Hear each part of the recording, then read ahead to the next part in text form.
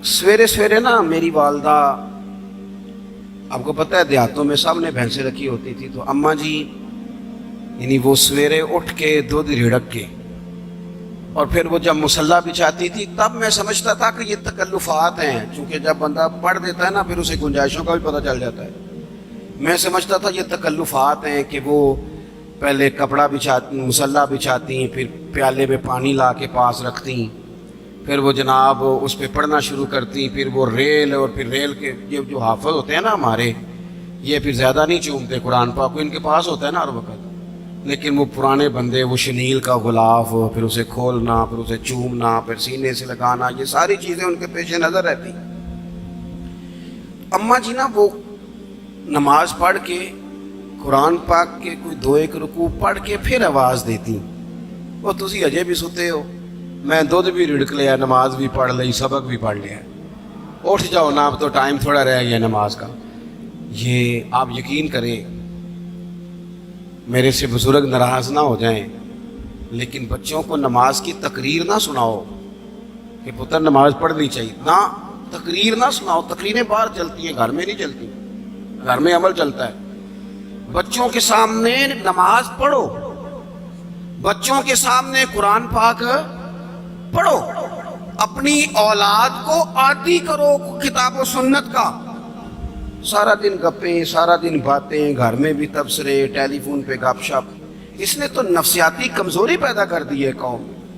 अपने घर के अंदर चलन पैदा करें, कुरान पाक से प्यार हो। वो एक दफा ना ये जिला शेखुपुरा के किसी गांव में एक आड़ती था, ये मंडी में आड़त, वो पुरानी बात है पाकिस्तान बनने से पहले की। वो सादा सा बंदा था, दाढ़ी रखी थी, 5 वक्त नमाज पढ़ता था, तो फौत हो गया, आड़त करता था, तो उसकी कब्र से खुशबू आने लग गई।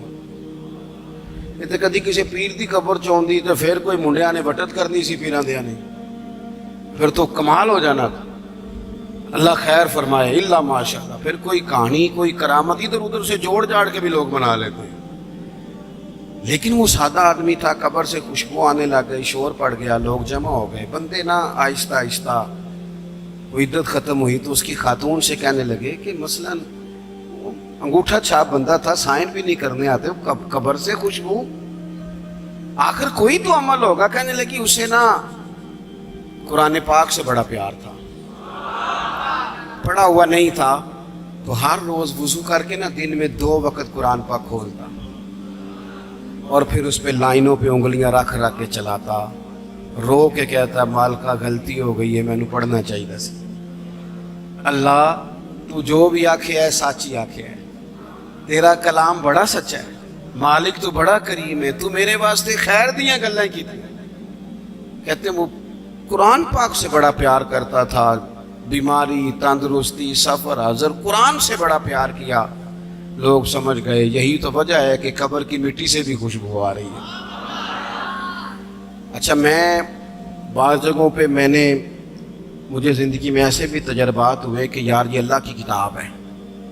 मैं जहाज़ में बैठा था तो मोबाइल पे मैंने कुरान शरीफ खोल लिया, मैंने कहा चलो इतनी देर की फ़्लाइट है, कुछ पढ़ते हैं। तो एक मेरे दिल में बदगुमानी आई, कभी कभी पगड़ी दाली वाला बंदा मेरी तरह, अल्लाह माफ़ करे, समझ लेता है ना नेक भी मैं ही हूँ, ये भी कभी कभी बदगुमानी आ जाती है। तो मैं वो तिलावत कर रहा था तो मेरे दिल में ख्याल आया, यार देखो सारे लोग कानों में टूटियाँ लगाई हैं, गप्पे लगा रहे हैं, कुरान पाक पढ़ लेना चाहिए था। तो एक नौजवान, उसने ना बाल पीछे यहाँ रबड़ डाली हुई, औरतों की तरह, पैंट शर्ट बड़ी दाढ़ी और बड़ा जदीद फैशन का उसका स्टाइल।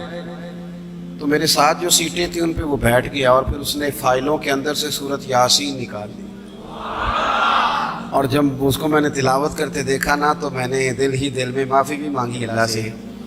और मेरे दिल में ये भी ख्याल आया कि ये अल्लाह का कुरान है, मौलवी, वो कारी साहब, हाफिज साहब, वो फलां साहब, अपने जैसे लोगों से, नेक लोगों की बात नहीं कर रहा।